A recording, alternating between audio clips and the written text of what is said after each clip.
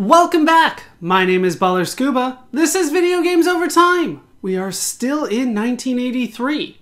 Today, we're going to talk about Lode Runner. The story of Lode Runner starts with a high school student named James Bratsanos. Bratsanos heard about an arcade game named Space Panic, released by Universal in 1980. In the game, the player goes between platforms while digging holes to trap monsters. Inspired by this concept, Bratsanos wrote a Commodore PET program named Suicide. Unable to create pre-programmed levels due to inexperience, he instead built an engine that could interpret the levels and have the monsters process it. At the University of Washington, Bratsanos met fellow students Douglas E. Smith and Tracy Steinbeck. The three students, inspired by the release of Donkey Kong, evolved the concepts of Suicide into a new game named Kong. Bratsanos would stop working on the project to continue his studies, so Doug Smith took over the project. Doug Smith would write Kong to work on a single mini-computer at the University of Washington campus. Smith would port the game to other mini-computers before working on a crude version of the game for the Apple II, renaming the game Miner. Smith submitted this early version to Broderbund in hopes they would publish the game. Broderbund, however, rejected the game. We have talked about Broderbund before. They published Choplifter. Smith would not give up, however, and continued to work on the game, particularly on the graphics and animation. Around Christmas 1982, Smith would submit the game, now named Lode Runner, to 4 different publishers. Those were Broderbund, Sierra, Sirius, and Synergistic. Smith accepted the deal with Broderbund. Lode Runner is a puzzle platform computer game. In the game, the player controls a stick figure. They must collect all the gold in the level while avoiding the guards that are trying to catch the player. To help stop the guards, the player can dig holes to trap the guards. Should the guard have picked up gold along the way, trapping them in a hole will allow the player to get that gold. The player starts with 5 lives. Collecting all the gold on the level will complete the level, and completing the level will give the player an extra life. In total, the game has 150 pre-programmed levels. The game also features a level editor. This allows the player to create their own levels. Based on the original design of Suicide, the game will interpret the level and program the enemies as necessary. Broderbund published Lode Runner for the Apple II, the Atari computers, the VIC-20, the Commodore 64, and the IBM PC on June 23, 1983. The Commodore 64 version, however, only had 32 levels included. That is the backstory to Lode Runner. With that now told, it's time to play the game for ourselves. And here we are in the game. As you can see, we're playing the IBM version of Lode Runner, which was ported by Doug Green. We didn't really get a chance to talk about him, but to be honest, him converting this is not a huge deal as opposed to creating it. So we're going to watch the demo for a bit. I will admit right off the bat that I am not as good as the demo. So if you want to see good gameplay, unfortunately that is not something that I'm going to be able to provide for you. The demo was a lot better than I am. As you can see, there's a lot of strategy involved in this game. You have to make sure that the enemies are going where you need them to go, that they're going to have some sort of obstacle between you and them, and it's going to be difficult. And like I said, I am not particularly good at this game. I have been practicing for a while and I can't seem to get over that initial learning curve. But having watched the demo make it through level 1, let's get into the game ourselves. Let's see what I can do. We will start here, and the first thing that we're going to do after I hit the button here is go into the menu. The menu is going to be very important. In my version, it is escape. I have rearranged the keyboard controls the way that I want. It actually had the digging on the function buttons, which I am not a fan of. So I went ahead and put them on some other buttons that made more sense to me. One of the things that you might be able to notice here is that I can select which level I want to go into. I can select the game speed, and I can change how many lives I have. So let's go ahead and change how many lives I have. We'll put it to 20, and we'll try not to adjust it any further after that. Like I said, not very good. And we are going to lower the game speed to 1, which should make it a little bit easier for me, but we will see what that means as we continue. All right, so that is game speed 1. This is the slowest that I am told the game normally goes. Still seems pretty quick to me, if you ask me, especially for a game from 1983. All right, so down there we go. Let's go this way. Sometimes he doesn't go the way that I want. All right, can all 3 of you go in there? No, so I'm gonna have to go over here. They spawn someone else for me, but I should be able to make it out of level 1, which I did without losing a life. This is the best that I have done ever. Hooray! Now I'm up to 21 lives, or 21 men. All right, this is where things start getting really difficult for me. No! There's only so much I could do. He was a little too quick for me. All right, let's go this way instead. One of the problems is that you kind of have to know what you're getting into every time you get into a level.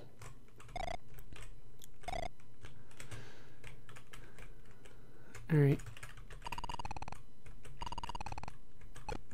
No! That is not what I meant to do. But you know what? At the end of the day, it worked okay.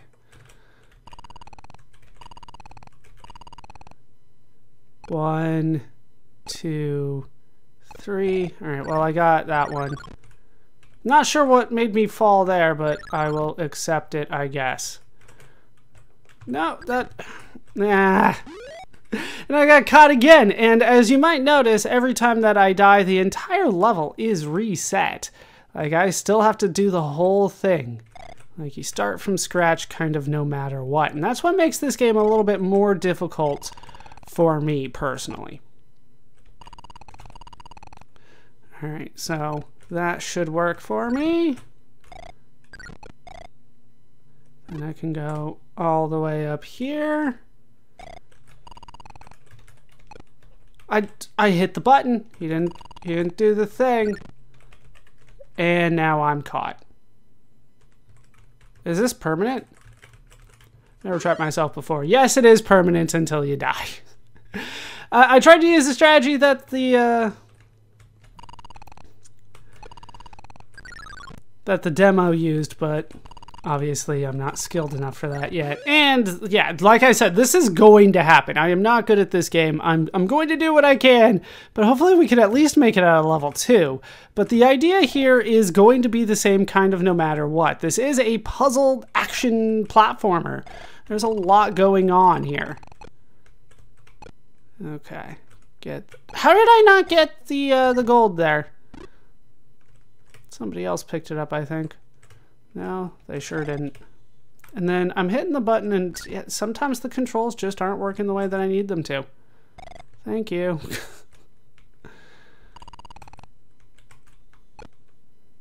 Alright, we'll drop down here.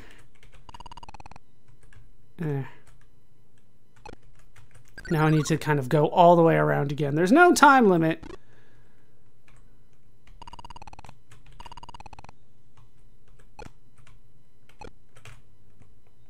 Can I make it? I barely can. Okay, we need you to go this way. And I'm caught again. Like, that strategy is something that I'm not used to. Yeah, there's no way for me to get out of that. As far as I can tell, I'm hitting all the buttons that they give me, and it's just not working. Okay, we got these 3. Once again, that's like a false platform or something. So I keep falling there.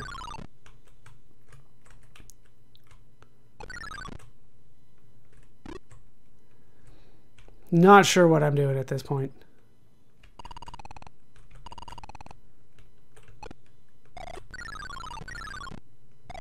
Okay. Up here. And the last thing is here.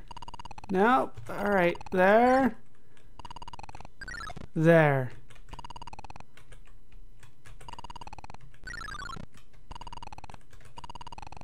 Okay, these two guys go in there, and then I can go up and up. Can I beat the second level finally? I do! Alright, so things are going alright for me so far then. Like I said, this is the best that I have done. This is a difficult game, and it takes a lot of getting used to. And like I said, the controls aren't the most responsive. I'm sure you guys can hear me starting to pound on the keyboard, just trying to get the controls to do what I want them to do. It just doesn't always work that way. Eh.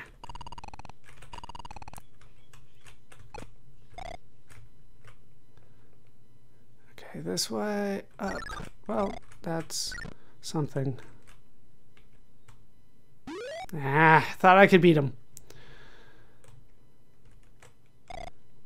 All right, we'll do at least 3 levels here, but I hit up.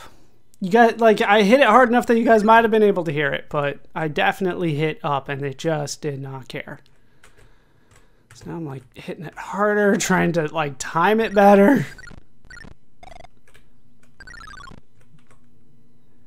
Okay, up and up here.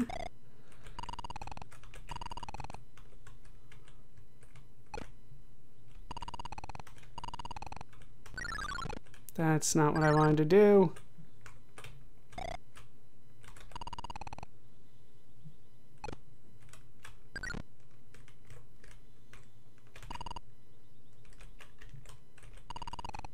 Nope.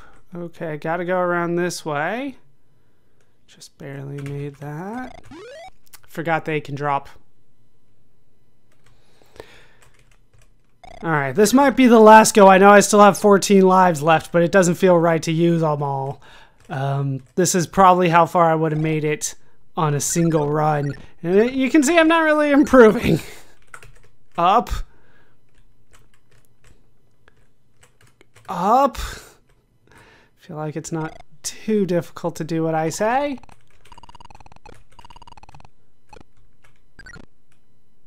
Can I go that way?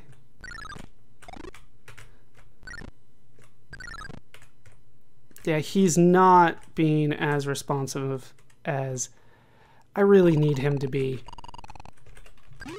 This is not, like, that upset me that I keep on hitting the buttons and he really is not listening. So I'm getting more frustrated and making more mistakes. All right, got that one. Up. Very particular controls.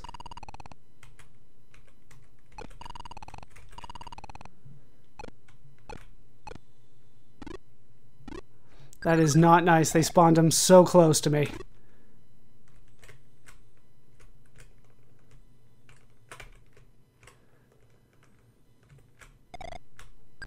All right.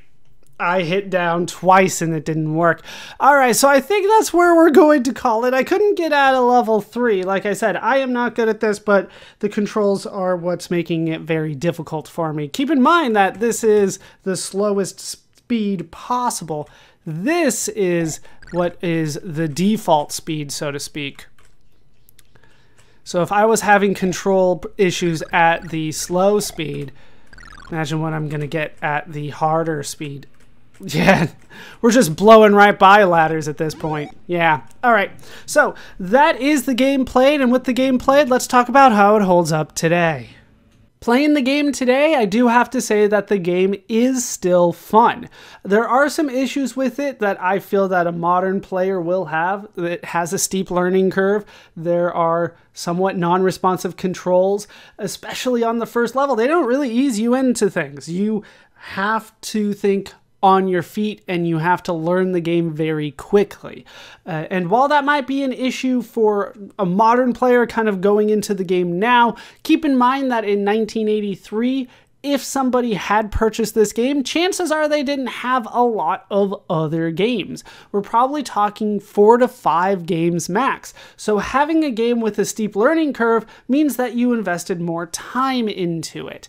And in that era, time investment is a huge positive. Trying to get more time with the player sitting in front of it is not necessarily a bad thing, and putting a steep learning curve into the game is one way to accomplish that. Another way is to make 150 levels, which this game does have. So once you get over that once you get over that steep learning curve, you have 150 levels. Let's see if you can do all of them in one go. And that takes quite a bit of time, quite a bit of patience, quite a bit of training, if we're being honest. And on top of that, there's also a level editor, which I didn't really go into when I was playing the game for myself, but I will try to find as many clips of people using it as I can. It is revolutionary for the time. The fact that you can create your own level and that the enemies that the game kind of spawns for you, they will be programmed by the game to run your level and to chase the player kind of no matter where they are. So there is a lot of depth to this game that I can't really show off in a video like this where I'm just kind of playing the game.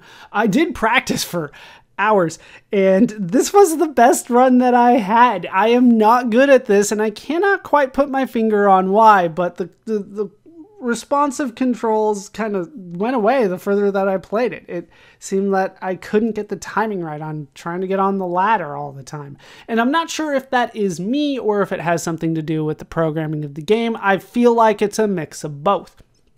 But overall, the game is still definitely fun. The graphics leave a little bit to be desired, I would say. We are playing as stick figures after all, but honestly, I think they hold up okay for what they were at the time.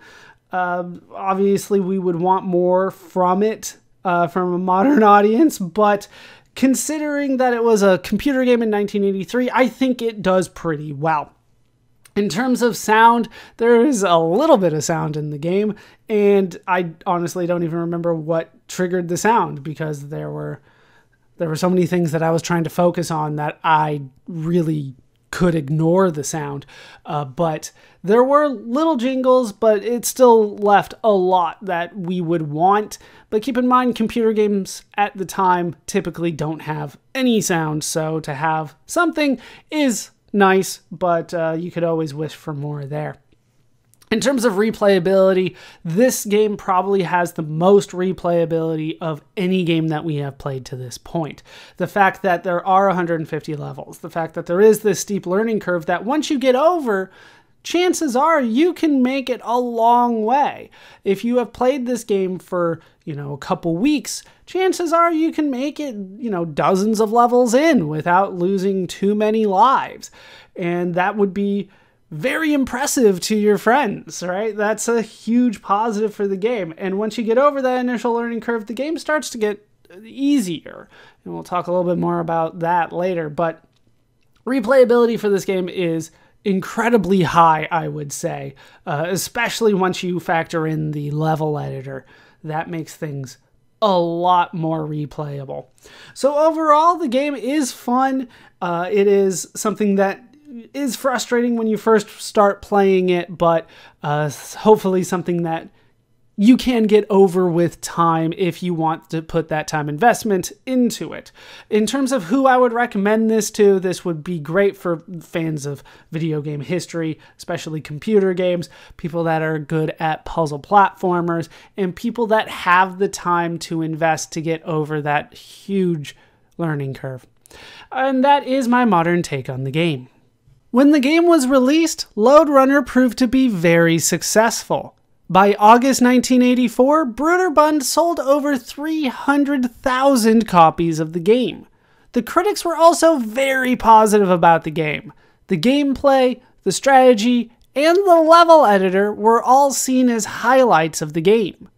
As time has gone on, the game has continued to be viewed positively. Lode Runner is typically seen as one of the best games of all time. Lode Runner would spawn sequels, ports, and re-releases. We will keep an eye on these as we continue. With another success on their hands, Broderbund would continue to be a big name in computer game publishing. We will hear from Broderbund again. We will also hear from Doug Smith again, as this would not be the final video game he would help design. This will be the last time we hear from James Brotsanos though, as this would be the only game that he directly contributed to.